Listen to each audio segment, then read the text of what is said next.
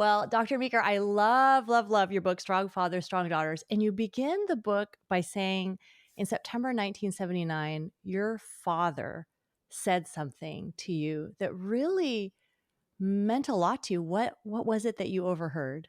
You're gonna make me cry right off the Right bat off the bat. because my father passed away 11 years ago. Yeah. It's interesting. When I was 16, I said, "I'm going to medical school, that's it," and I applied at the end of college to 20 some medical schools. Everybody rejected me, and I thought, "My life is over. I'm Mm. 21 and life is over. I have no plan B." So I went home to live with my parents for a while, and my mother kept cheering me, "You'll get there, you'll get there." And I thought, "Yeah, I know moms have to say that." Yeah. But I was walking by my dad's study one night, and I overheard him talking to a friend, and I heard him say, "Yes, my daughter Meg will be going to medical school in the next 2 years." And I thought, "What?" And in that moment, I believed that I would go, period, because my dad said so. Yeah. And sure enough, a year later, I did go. And it's interesting. I asked him a couple years later, "Dad, do you remember saying that?" And he said, "No." And yet it was a sentence that changed my life. And my Hmm. dad didn't remember it. And so, my message to fathers is your daughters are watching and they're listening. And when you say something, they really listen to you. So that sentence has carried me for a long time, that sense that my dad believes I can do something. Yeah, it's amazing, right? Because we moms, we could say it till we're blue in the face, "You're gonna go to medical school, you're gonna go, you don't worry, hang in there." Yeah. And then you hear your father say it, and it's like, I remember when my kids were small, I would tell them, "Wash your face, wash your face." They'd never do it. Dad said, "Wash your face." They're, "Oh," they just start Okay. washing They their do. faces. Exactly. Uh, Exactly. there is a difference. Just help us understand what that difference is between a mother and a father. I mean, there's a million things I know, Yeah. but just that fundamental difference we're talking about between a mother and a father. Yeah, I like to talk about it from the perspective of a child, because what I try to do in the book is teach dads and mothers how their kids see them. Yeah. And from a child's perspective, the dad has a different authority in their eyes than mom does. It's not better, it's not worse. It's Yeah. just very different. So when dad says something, it's going to happen. When mom says something, you roll your eyes and go, "Yeah, that's what moms need to do." I think that kids look up to their dads for affection and attention and affirmation. And when they get that, they feel very, very special and very loved. Mm. Again, they expect those things from their mother. And so Yeah. mom can hug you and mom can say, "Hey, let's go to a movie together." But when your dad does those things, Yeah. again, it elevates it to a different level. I also talk about in the book that a father is the most important man in a child's life, and particularly the daughter's life. And here's why: when a daughter is born, her first exposure to male love and trust and comfort is her dad. Yeah. So if he gives it to her, she trusts back. If he doesn't give it to her, right from the get go, she begins to be uncomfortable with a father, and she learns she can't trust a father. She can only trust her mother. And this sort of stays with her for many, many years. And so dad sort of sets a template for what a daughter should expect from a male figure for years Yeah. and years and years. And she will always, if she has a good relationship with her dad, even a bad one, I guess, she will always compare a male figure to her dad. Yeah. And sometimes it's subconscious. And this is particularly true when it comes to God the Father, because some, girls who have the word father has a good connotation, but Mhm. some others it has a negative one. And that's going to Yeah. make a big impact on how she relates to God. Yeah. And if a father's listening or maybe a single mom is listening and they're thinking, "Oh no, like I blew it, like I didn't give her that." It's not too late. Like one of the principles you talk about in your book is that how you are her first love. Like we've been Mhm. talking about, this man is your first love, but that you said you could guarantee that if that father will just spend 10 minutes a day listening to that daughter. So this could even be in a blended family.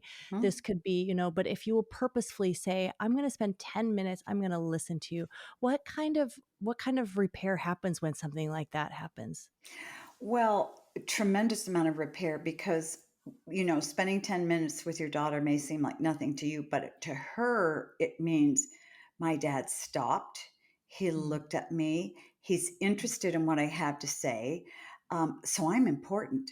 And if my dad believes I'm important, I'm more likely to respond to him versus a dad who sits there at the dinner table, or even he walks yeah, in the house and he's texting and just says, hey, to his daughter. She's not going to feel yeah. very important.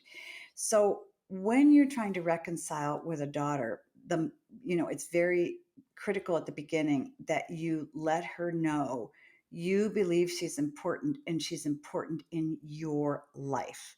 Mm, That's the groundwork that you start on. yeah. I like how you say from the perspective of a child. And you were talking about in your book that from a child, like the parents are their world, like they're the Mhm. most important. So if the mom is happy, then the child is happy. If the dad is stressed, then the child goes to school with a knot in their stomach, Mhm. that they look at you for these cues. Kind of help us remember that, because maybe even if we're feeling stressed, that we're not trying to project that to our children because we mean so much. It kind of calls us Yeah. to be better people, to Yeah. bring out the best in ourselves. Talk about that, how our children are perceiving us. Sure. Well, again, as I said, the way a child's identity is formed and sense of self is by reading parents. And Yeah. whenever a child sees a parent, they need to know a few things about you. And it's not because they're really interested in you, they're interested in themselves. That is And funny, isn't it? Yeah. yeah, because they're so egocentric, but it's good. That's the way they're supposed to be. So if they see that you're in a good mood, you're more likely to pay attention to them, to show affection to them. But if you're in a bad mood, you're more likely to withdraw from them. And when parents are stressed, they're living in their own world. They're thinking about what they're worried about. They're Yeah. thinking about what they can do the next day. If they're depressed, they are sort of emotionally removed and they're sort of living in their gray bubble, if you will, Yeah. and that has a profound effect on the child because the child gets cues about who he is when you're responding that way. So if you're stressed all the time, he feels several things. Gee, my mom can't see me, my mom isn't paying attention to me, but he also worries Mhm. because he needs mom, he needs dad, he needs that connection, and when he doesn't get it, he begins to feel like, gee whiz, is there something wrong with me? Is my mom going to be okay? They take on that role. So it gets kind of complicated for kids. And basically, it stresses them out because they absorb what you're going through because they need you to be different. And so, if a child has a parent who's at peace and they're reasonably happy and they're reasonably stress free, child doesn't worry about the parent, and Yeah. they get cues from the parent that life is good and he is good and you can go out and play now. Yeah. And it's that simple for a child, but because as Yeah. adults we don't see that, we forget about our kids. Mhm. It's amazing. It's like it's something so simple, but Mhm. repeated over and over and over in time. That's the atmosphere of love and comfort that you want. So you have this book, Strong Fathers, Strong Daughters, and Pure Flakes has made a movie out of it. So I what's know. that like as an author that you feel think like, wow, my book has been made into a movie? Honestly and truly, it's extremely humbling. And Mhm. it's always been humbling, this whole journey, because I wrote Mhm. Strong Father, Strong Daughters. I don't want to say on a whim, but I was sitting Mhm. with my publisher, and she had a husband who is at home taking care of their three Yeah. daughters.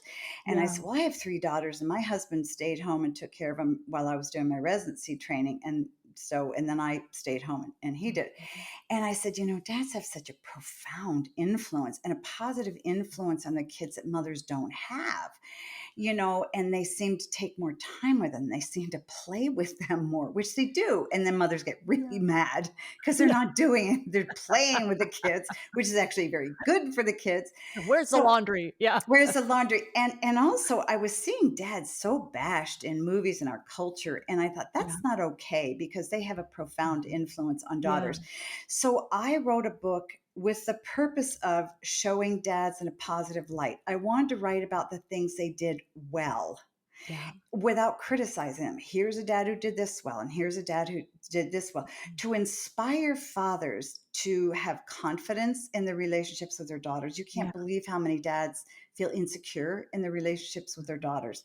And then also to realize we need them. I mean, they're really good men. Yeah. And when I wrote it, it just seemed to hit a nerve. And it became very, very popular very quickly.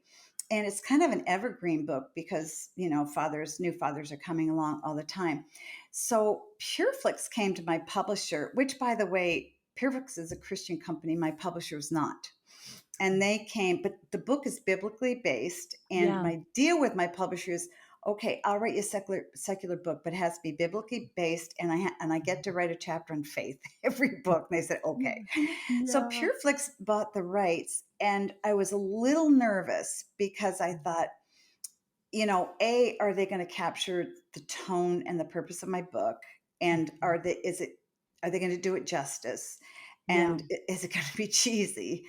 And Right. I thought, because it's got my name on it, and you know, and there are a lot of movies that just aren't very good.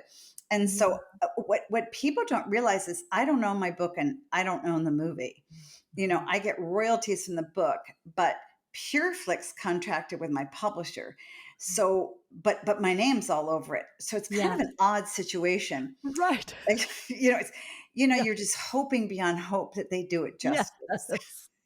So they did let me weigh in a little bit on the manuscript, but I have to tell you, the first time I saw the movie and I saw my book in the movie, I was so humbled that Oh. God uses little tiny person who lives in the middle of Mhm. nowhere to bring comfort and encouragement to dads everywhere. Yeah. And when you feel God using you, um, Yes. all I can say is praise God. I mean, That's so because I never awesome. could have done it. I Yes. never, ever, ever could have done it.